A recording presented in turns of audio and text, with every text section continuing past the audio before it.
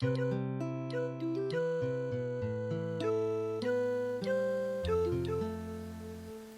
I want to show you what I call the invisible baste. This is a basic stitch that I actually in general call the glue stitch, and it's based on a blind stitch.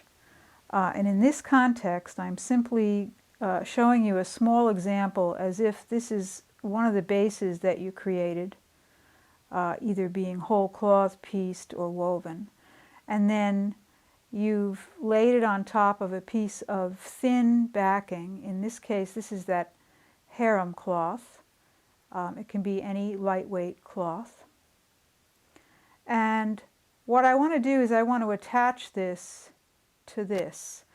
And the method that I use, I call the invisible baste because it's a stitch that's going to stay in because it doesn't show. So I've basically threaded one single strand of embroidery floss through one of those embroidery needles. I think it was kind of a small one. And again, I use the embroidery floss because of its softness. It has no stiffness or harshness.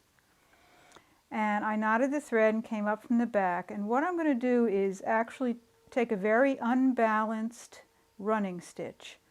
So I'm going to go down almost where I came up, take the smallest possible stitch I can on the surface, and then take a much longer stitch on the back. And I'm going to continue to do that all the way across. Now if you match your thread and take a tiny stitch, you really literally will not see this. And what you're going to get is these kind of tiny little stitches on the front. They almost look like dimples. And then on the back, you'll see that the long stitch shows. But since this is a temporary layer here, and all we're actually doing is stabilizing the top, this layer could eventually become your batting or you know, just another layer, because this whole thing is so thin. Usually when I get to the end of a row, I actually don't even bother knotting. I just clip it off. And I'll do this at regular intervals all the way across until the one cloth is attached to another.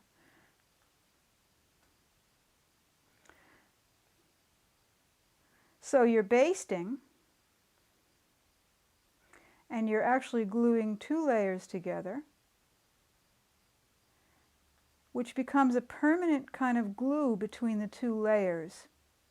And as I go, you know, you don't have to be that careful. It doesn't even matter if some of the stitches show.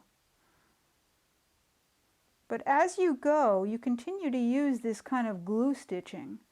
So that what you do as you build the layers up is you continue to create a surface where everything could be collaged together, and the long stitches only show on the back, and it doesn't have to be taken out. And it gives your cloth a beautiful quality, because depending on what cloth you've used here and what cloth you use on the back, you can affect the drape, and the two cloths become like one. So for any base that you create, I suggest you start by using this invisible baste at regular intervals, you know, maybe maximum 1 inch apart, closer if your fabrics are less stable, and glue the two layers together, and that's where you would start.